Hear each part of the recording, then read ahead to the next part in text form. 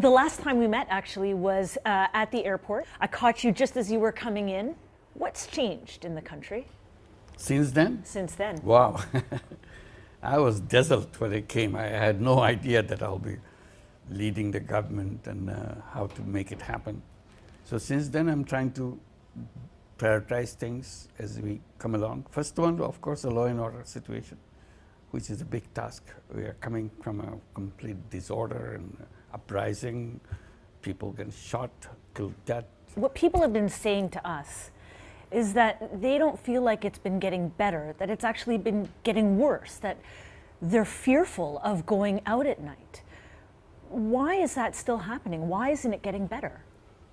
Well, better is a relative term to what we're comparing with. If you're comparing with the last year, for example, at the same time, it looks okay.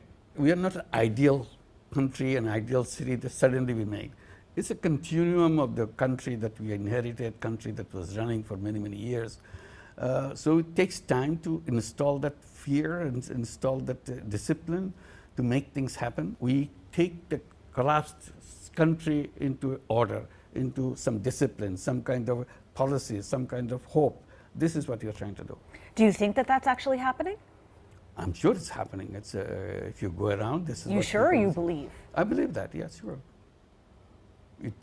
Which part you will compare? You want to compare the economy? Economy is much better. So you want to compare. What I mean, if you want to talk about the economy, you see that inflation is almost at 10%. You see that interest rates are touching at 10%. Yet the decision by your government was to increase taxes on basic things like biscuits or cooking gas. You know, things that people need on a regular basis. This is what we have inherited the country. The tax base for us is tiny little thing, was one of the lowest tax base we have. So we want to see that we are a decent country. We are not living in a world that we have to borrow for our survival or something like that. We have enough capacity to produce those taxes. The moment you touch, everybody says, oh my God, we are taking away everything. So people always kind of protest against any kind of tax increase and so on. So that's where we are trying to build a real thing. Even if it's an unpleasant one, it's a real one. I want to go back to law and order because you raised the issue of the previous government. When talking about members of the Awami League, right now, there is a sense that there is a political witch hunt happening, that the judiciary has been politicized, that they don't feel like they have the freedom to be able to speak. Are you comparing with the previous one or just the ideal one?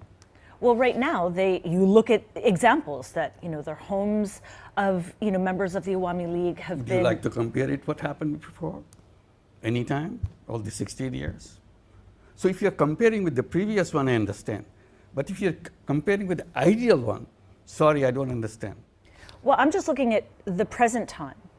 In your time as chief advisor, so you're the head of Bangladesh, people within your own country are saying, look, I'm part of the Awami League, but I don't feel like I am safe to say that out loud. I see that the homes of Awami League supporters are being burned, are being vandalized. So you're talking about the law and order situation?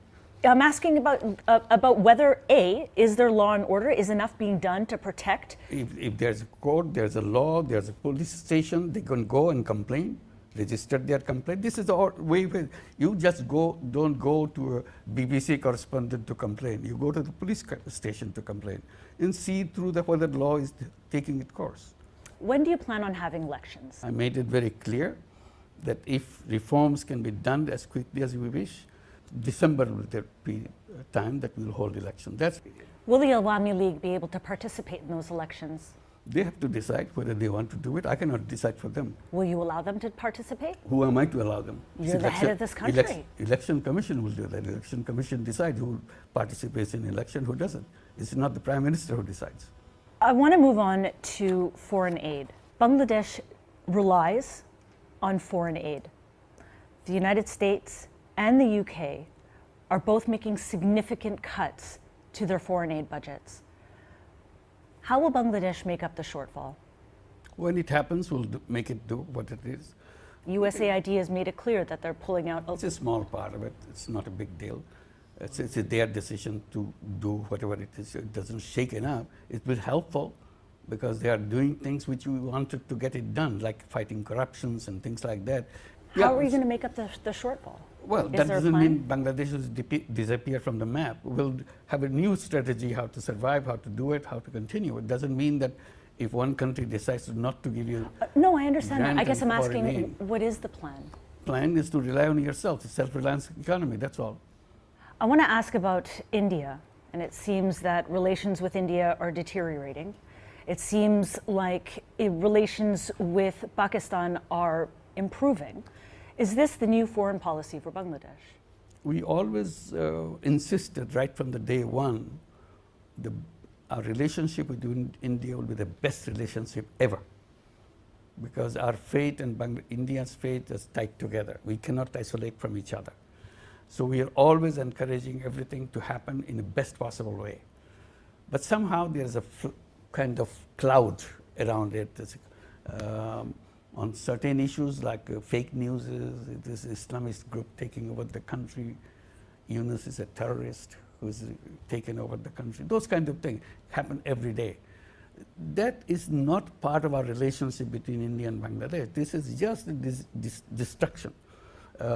We are distracted, the whole world is distracted from that. So that's what makes it uncomfortable. That doesn't mean our relationship with India has any impact on that. It's an excellent relationship, we continue to do it. They are a good business partner with us. They are our neighbors. Not only our neighbors, we are surrounded by them. So we cannot do anything without having a neighbor who surrounds you all around. And everything that we do, we have impact between